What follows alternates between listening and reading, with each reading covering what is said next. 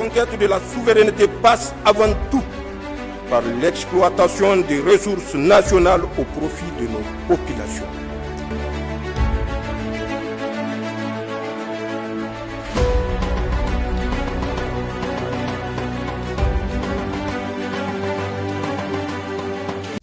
Je l'annonçais en titre, le parquet de Niamey a réagi ce matin par rapport à la prouesse de la police nationale à travers la direction de la police judiciaire qui a récemment mis la main sur les bandes des malfaiteurs auteurs du meurtre de la jeune mariée au quartier Madina et du vol à l'arraché dans la capitale.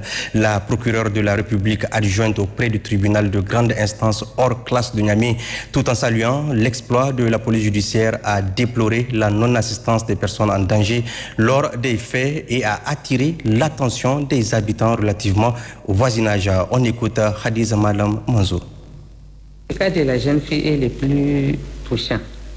C'était une jeune mariée, à peine mariée, et elle était chez elle tranquille quand elle a été sauvagement agressée et malheureusement assassinée.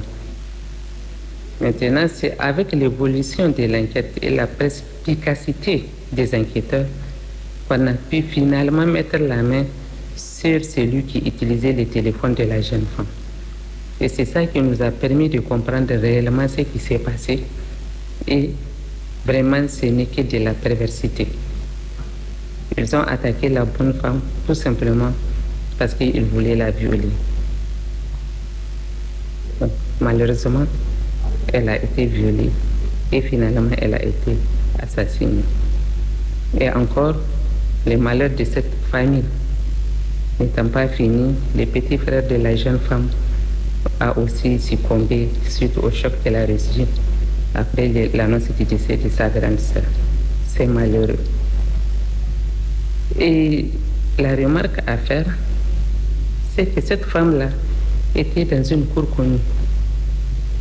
Certes, l'heure à laquelle les faits ont eu lieu, c'était vers 13h. C'est un peu calme, mais on était surpris du fait qu'il y avait des voisines et personne n'a entendu ce qui s'est passé. De la même manière que la jeune femme avec son bébé a été attaquée dans la rue, au vu aussi de tout le monde, et personne n'a pu venir au secours de cette dame-là. Oublions la loi qui dit que la non-assistance à personne en danger est une infraction tant que celui qui va assister ne met pas lui-même sa vie automatiquement en danger. Mais nous sommes des musulmans et nous vivons dans une communauté. Je pense que nous en appelons à la fibre de solidarité de nos concitoyens.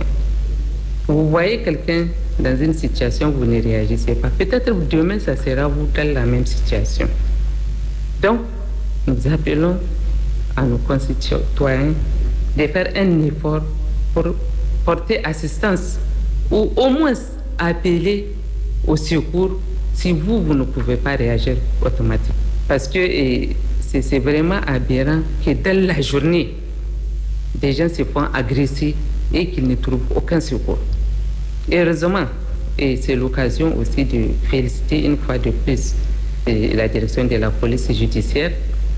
Après réception des vidéos et les caméras de surveillance ont filmé, malgré la qualité quand même des éléments, parce que les visages n'étaient pas facilement reconnaissables, ils ont pu quand même mettre la main sur une bande de 9 personnes qui s'adonnaient à ce genre d'activité et plusieurs motos et téléphones portables ont été pris avec ces gens et ils ont reconnu les faits. De la même manière que pour les assassins, donc ils ont reconnu les faits. Ce qui est sûr, c'est que nous rassurons la population que la justice ne va pas lésigner sur les moyens pour punir tous ces faits qui ont été connus. En outre, il est important d'attirer l'attention de nos concitoyens sur le voisinage. Voyez-vous, dans le cas de cet assassinat, c'est un simple blanchisseur du quartier et le boutiquier d'à côté. Donc, nous côtoyons des gens sans savoir qui ils sont ou quelles sont les intentions qui les animent. Donc c'est de faire très attention à ce genre de voisinage et surtout bien veiller sur la sécurité de son propre foyer et les enfants aussi faire attention qui on envoie et à quelle heure où on peut l'envoyer. Parce que parfois nous mettons nous-mêmes nos enfants en danger en les envoyant chez ce genre de personnes parce que dès qu'elles profitent d'un moment d'accalmie, elles peuvent faire des actes qui ne sont pas très bons. On a eu plusieurs cas d'actes impudiques sur des enfants qui sont commis par ce genre de tabliers ou bien les blanchisseurs. Merci Lawli Moutaremi Nassara pour ce reportage. Le ministre de l'Hydraulique, de l'Assainissement et de l'Environnement a présidé ce matin à Niamey la cérémonie d'ouverture de la 8e réunion du groupe de travail des experts des pays membres de la Commission Climat pour la région du Sahel, une initiative du secrétariat exécutif qui a pour objectif de répondre aux défis liés au changement climatique. Le point avec Naïtoullah Hassan et Issa Kaïssa. Ils sont au total 17 pays membres unis contre le changement climatique à participer à la 8e réunion du groupe de travail des experts des pays membres de la Commission Climat pour la région du Sahel. Cette commission qui a pour mission de promouvoir et de coordonner la mise en œuvre des initiatives et actions de résilience devant permettre d'apporter des réponses durables aux effets des changements climatiques. Dans le cadre de la mise en œuvre du projet PACO, des études relatives à l'identification des besoins d'adaptation au changement climatique ont été réalisées et validées au bénéfice de 3 de nos pays membres, notamment le Bénin, la Côte d'Ivoire et le Sénégal. Il est par ailleurs prévu d'accompagner chacun de ces 3 pays dans le cadre de la mise en œuvre de la feuille de route de leurs besoins d'adaptation identifiés. Aussi, il me plaît d'annoncer que la Commission, en relation avec son partenaire de mise en œuvre, la GIZ, a prévu d'élargir ses activités du projet à d'autres pays membres. S'agissant du projet P2PRS, la CCRS, en relation avec le CIS, est en charge de la conduite de la mise en œuvre d'une série d'activités, notamment l'appui à l'élaboration de 2 projets bancables pour 6 de ces pays membres, à savoir la Gambie, la Guinée, la Mauritanie, le Niger, le Sénégal et le Tchad. Les représentantes résidentes du PNUD et du PAM ont réaffirmé leur engagement à soutenir les efforts de la Commission.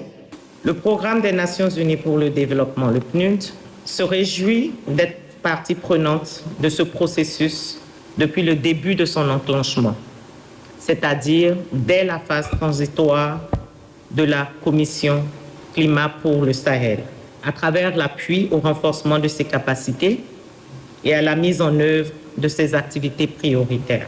Cette situation appelle à mettre à l'échelle les initiatives basées sur le financement des risques tels que les actions anticipatoires et les assurances macro et micro-agricoles qui ont l'avantage de réduire significativement les impacts économiques du choc sur les populations et protéger leurs moyens d'existence. Cette initiative est un véritable instrument stratégique de la diplomatie climatique et environnementale régionale, voire même internationale, a indiqué le ministre en charge de l'hydraulique.